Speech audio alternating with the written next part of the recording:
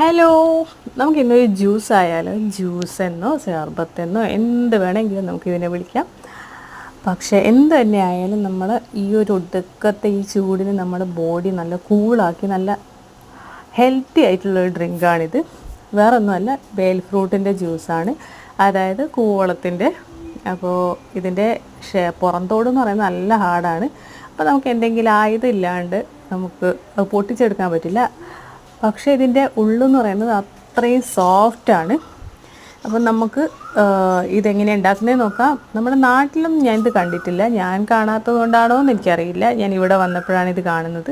അപ്പോൾ ഒന്ന് ട്രൈ ചെയ്ത് നോക്കാമെന്ന് വിചാരിച്ചു. അപ്പോൾ ഇതിൻ്റെ ഉള്ളിലുള്ള ഫ്രഷൊക്കെ നമ്മളൊരു പാത്രത്തിലേക്ക് ഇടുക. എന്നിട്ട് നല്ല രീതിക്ക് കൈ കൊണ്ടങ്ങ് ഞെരടി പിഴിഞ്ഞെടുക്കുക. ജ്യൂസ് അടിക്കാൻ നമ്മൾ മിക്സിയിലിട്ടിട്ട് ഇത് ജ്യൂസ് അടിക്കാനേ പാടില്ല. കാരണം എന്താണെന്ന് വെച്ചാൽ ഇതിൻ്റെ സീഡ് നല്ല കയ്പ്പായിരിക്കും.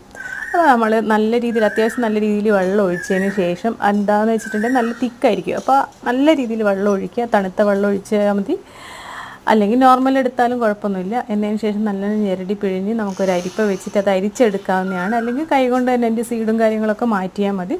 എന്നതിന് ശേഷം അതിന് ആവശ്യമെങ്കിൽ നമുക്ക് ഹണി ചേർത്ത് കൊടുക്കാം, അല്ലെങ്കിൽ ശർക്കര ചേർത്ത് കൊടുക്കാം. ശർക്കരേൻ്റെ പൗഡർ ആണെങ്കിൽ അത്രയും നല്ലത്. ഷുഗർ ചേർത്ത് കൊടുക്കാൻ പാടില്ല, അപ്പോൾ അൺഹെൽത്തി ആയി പോകും.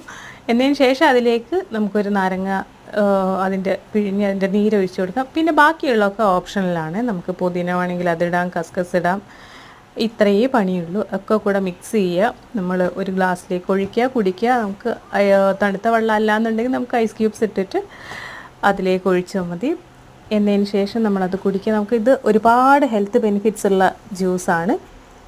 നമുക്ക് പക്ഷേ ഓവറായി കഴിഞ്ഞാൽ അതിൻ്റേതായിട്ടുള്ള ബുദ്ധിമുട്ടുകളുണ്ടാകും. ഡൈജഷൻ പ്രോബ്ലംസൊക്കെ ഓവറായി കഴിഞ്ഞാൽ അങ്ങനെയാണെങ്കിൽ മാത്രമാണ് പ്രശ്നം. അപ്പോൾ കിട്ടുകയാണെങ്കിൽ ഒന്ന് ട്രൈ ചെയ്ത് നോക്കുക. ഇതിൻ്റെ ടേസ്റ്റ് എന്ന് പറയുന്നത് സൂപ്പർ എന്ന് പറയാൻ പറ്റില്ല, എന്നാലും കുഴപ്പമില്ല. ചിലതിനൊക്കെ ഒരു ചവർപ്പുണ്ടാവും.